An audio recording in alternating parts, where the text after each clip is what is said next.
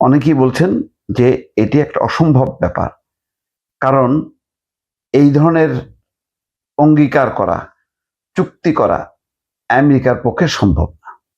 যেমন কি কি উল্লেখযোগ্য যে সমস্ত আছে, তার মধ্যে আছে ভবিষ্যতে হামলা না করার নিশ্চয়তা, হরমুজ প্রণালীর উপর নিয়ন্ত্রণ অব্যাহত রাখা, নিষেধাজ্ঞা প্রত্যাহার ইরানের উপর।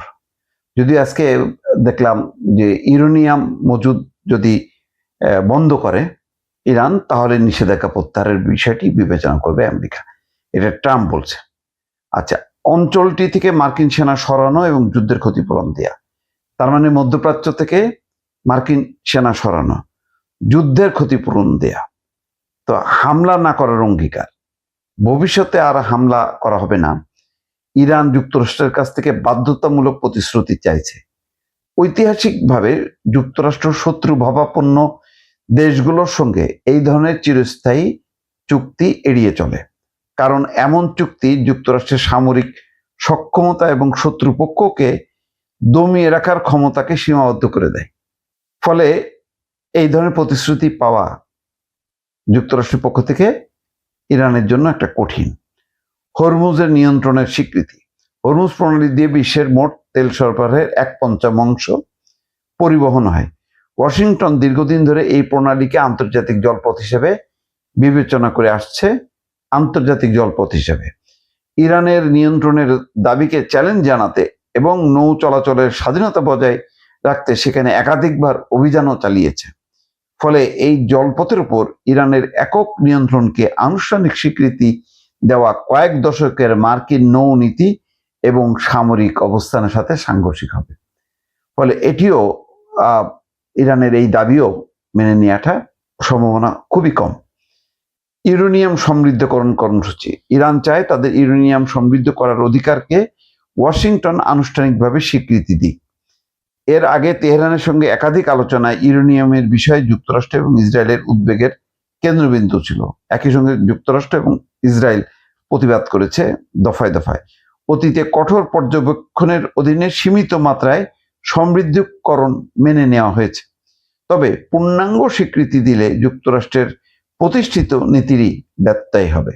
ফলে যুক্তরাষ্ট্র এই দাবি মেনে নেবে এই সম্ভাবনাও ক্ষীণ।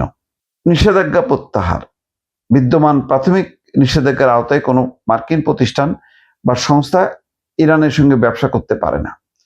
তেহরানের অর্থনীতির উপর চাপ তৈরি করতে এসব নিষেধাজ্ঞাই যুক্তরাষ্ট্রের বড় হাতিয়ার। তদারকির ব্যবস্থা ছাড়া সব ধরনের প্রাথমিক নিষেধাজ্ঞা তুলে নেওয়া হলেও যুক্তরাষ্ট্রের প্রভাব খাটানোর ক্ষমতা নাটকীয়ভাবে কমে যাবে, তেহরানকে আর নিয়ন্ত্রণ করতে পারবে না। তাই ইরানের এই দাবি পুরোপুরি পূরণের সম্ভাবনা ক্ষীণ। হয়তো আংশিক ইউরেনিয়াম কর্মসূচি যদি একেবারে যুক্তরাষ্ট্রের কথা অনুযায়ী চলে, তাহলে হয়তো নিষেধাজ্ঞা প্রত্যাহার করতে পারে। আরেকটা আছে মাধ্যমিক নিষেধাজ্ঞা, ইরানের সঙ্গে বাণিজ্যিক লেনদেনের ক্ষেত্রে বিদেশি কোম্পানি এবং সরকারগুলোকে নিরুৎসাহিত করার প্রক্রিয়াকে মাধ্যমিক নিষেধাজ্ঞা বলা হয়। এই নিষেধাজ্ঞাগুলো সরিয়ে নিলে ইরানের জন্য বিশ্ববাজারের দ্বার উন্মুক্ত হবে। মিত্র দেশগুলোর নীতির উপর যুক্তরাষ্ট্রের প্রভাবও কমে যাবে। ঐতিহাসিকভাবে শুধু কঠোর এবং সুনির্দিষ্ট পরমাণু চুক্তির অধীনেই ওয়াশিংটন এই ধরনের পদক্ষেপ নিয়েছে। ফলে এটাও প্রশ্ন সাপেক্ষ। নিরাপত্তা পরিষদের বিধিনিষেধ, ইরান তাদের পারমাণবিক এবং সামরিক কর্মকাণ্ডের সঙ্গে সম্পর্কিত জাতিসংঘের নিরাপত্তা পরিষদের সব পদক্ষেপ এবং বিধিনিষেধের অবসান ঘটানোর দাবি জানিয়েছে। ঐতিহাসিকভাবে ওয়াশিংটন তেহরানকে নিয়ন্ত্রণে রাখার জন্য এই ধরনের বহুপাক্ষিক ব্যবস্থায় সমর্থন দিয়ে আসছে। ফলে এখন এই প্রত্যাহার করবে এই সম্ভাবনা কম। পারমাণবিক পর্যবেক্ষণ ব্যবস্থা, ইরান পারমাণবিক কর্মকাণ্ডের সমালোচনা করা, আন্তর্জাতিক পরমাণু শক্তি সংস্থার প্রস্তাবগুলো প্রত্যাহারের দাবি জানানো হয়েছে। বিশ্বজুড়ে পারমাণবিক অস্ত্র বিস্তার রোধ নীতির একটি মূল স্তম্ভ হলো IAEA এর পর্যবেক্ষণ ব্যবস্থার প্রতি যুক্তরাষ্ট্রের সমর্থন। ওয়াশিংটন বরাবরই তদারকি ব্যবস্থাকে অপরিবর্তনীয় হিসেবে গণ্য করে। ফলে ইরানের এই দাবিটি মৌলিকভাবে যুক্তরাষ্ট্রের লক্ষ্য এবং উদ্দেশ্যের সঙ্গে সাংঘর্ষিক। ক্ষতিপূরণ দেয়া, শত্রু ভাবাপন্ন কোনো দেশকে ক্ষতিপূরণ দেয় না, বিশেষ করে যেখানে হামলার দায়বদ্ধতা এবং বৈধতা নিয়ে বিতর্ক থাকে। যুক্তরাষ্ট্রের আভ্যন্তরীণ রাজনীতি এবং আইনি ক্ষেত্রে এই ধরনের অর্থ প্রদানের বিষয়টি বাধার মুখে পড়তে পারে। কারণ শত্রুর সঙ্গে লড়াই করেছে, যুক্তরাষ্ট্র কেন সেখানে ক্ষতিপূরণ দেবে? তাহলে এক ধরনের অপরাধ স্বীকার করে নেওয়া, এটা যুক্তরাষ্ট্র পক্ষে এটা মানা অনেকটাই অসম্ভব। সেনা প্রত্যাহার, মধ্যপ্রাচ্য থেকে মার্কিন সেনা প্রত্যাহার, কিন্তু আঞ্চলিক মিত্রদের যুক্তরাষ্ট্র নিরাপত্তার প্রতিশ্রুতি দেয়। তেহরান শর্ত মেনে সেনা প্রত্যাহার করা হলে তা প্রতিশ্রুতি ভঙ্গ এবং দীর্ঘমেয়াদী আঞ্চলিক কৌশলে পরিপন্থী হবে। ফলে এটিও মান্য করা আমেরিকার পক্ষে বেশ অসম্ভব। আঞ্চলিক যুদ্ধবিরতি, ইরান তাদের মিত্রদের উপর হামলা বন্ধের দাবি জানিয়েছে। ইসরায়েল ও হিজবুল্লাহর মধ্যকার যুদ্ধ সহ সব সংঘাতে অস্ত্রবিরতি নিশ্চিত করতে হবে। ইসরায়েল এরই মধ্যে জানিয়েছে যে লেবানন বর্তমান যুদ্ধবিরতির আওতায় পড়বে না।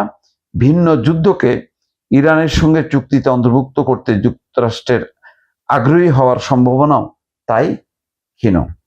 অর্থাৎ ওই লেবাননকে অন্তর্ভুক্ত করতে দেবে না, বা ইয়েমেনকে অন্তর্ভুক্ত করতে দেবে না, ইরাকের সশস্ত্র গোষ্ঠীকে এর আওতায় আনতে দেবে না।